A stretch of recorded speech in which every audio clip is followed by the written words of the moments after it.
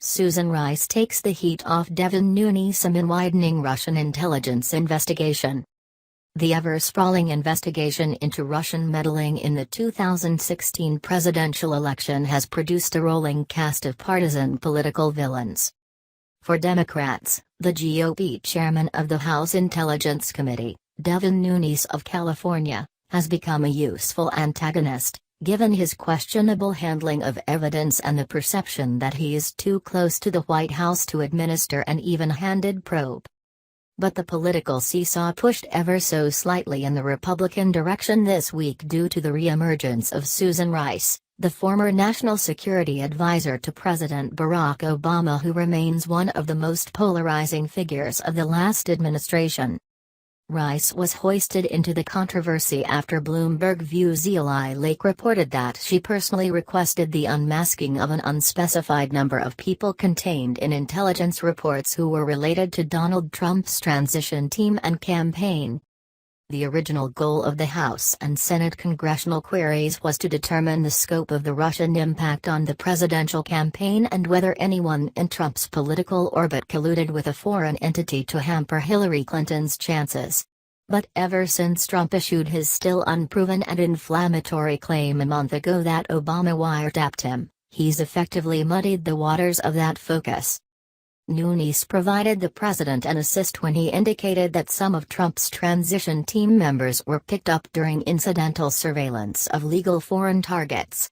He seemed particularly perturbed about unmasking, noting that details about U.S. persons involved in the incoming administration with little or no apparent foreign intelligence value were widely disseminated in intelligence community reports.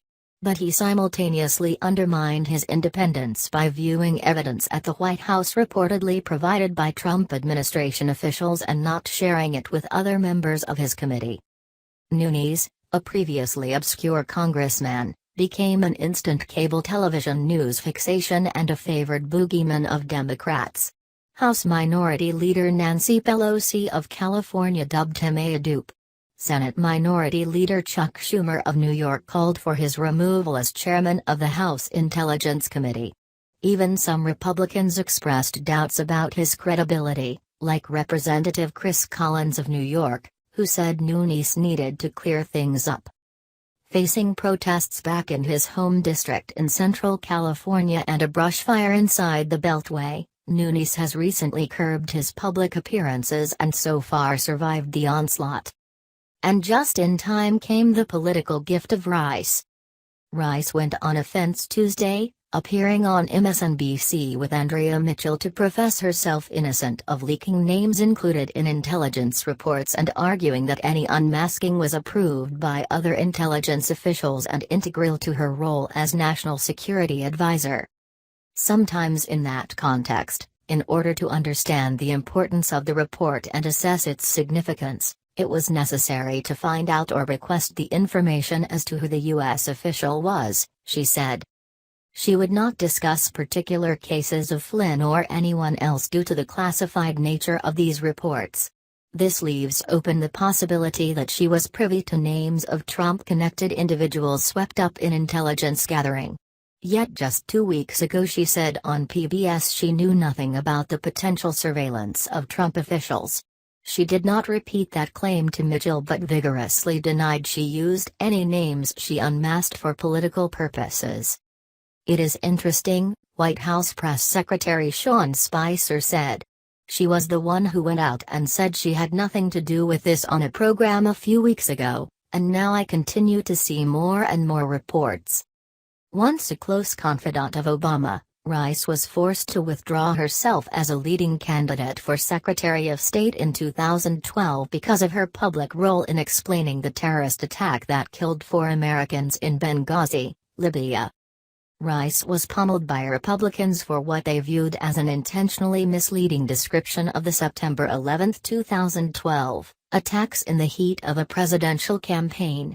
She appeared on Sunday morning talk shows to describe the attack as a spontaneous anti-American demonstration that went awry. Later, the Obama administration acknowledged it was the work of organized terrorists, undercutting Rice's initial explanation.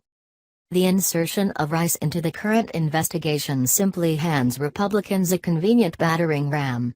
It comes as conservatives, and the White House, are repurposing reports that Obama administration officials in the closing days of his presidency worked to spread information about the Trump team and its possible contacts with Russian interests, in part to leave a trail for investigators.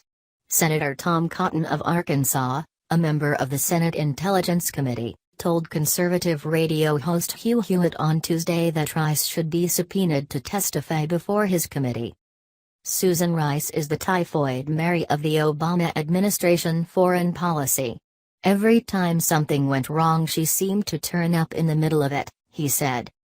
Senator Rand Paul of Kentucky, who has led the charge against unwarranted surveillance, said Rice should be asked under oath if Obama directed her to request the unmaskings.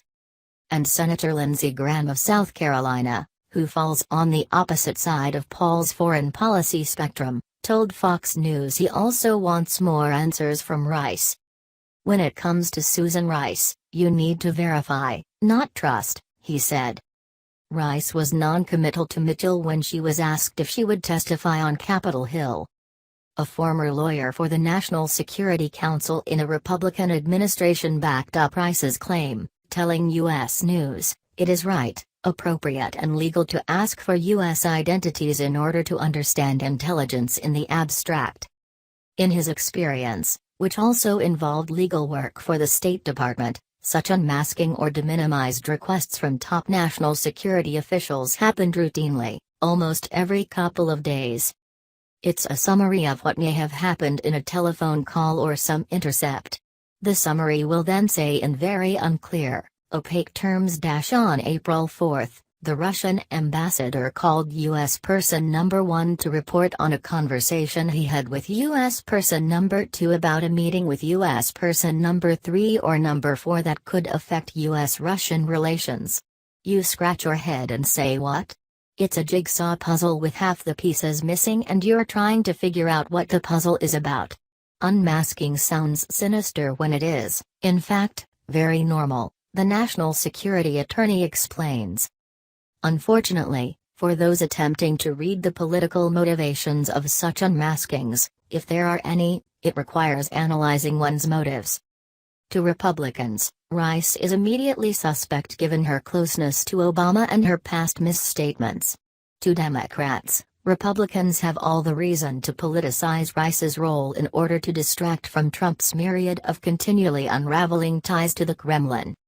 It'll be the work of the bipartisan and yet still inherently partisan Senate and House Intelligence Committees to get to the bottom of it.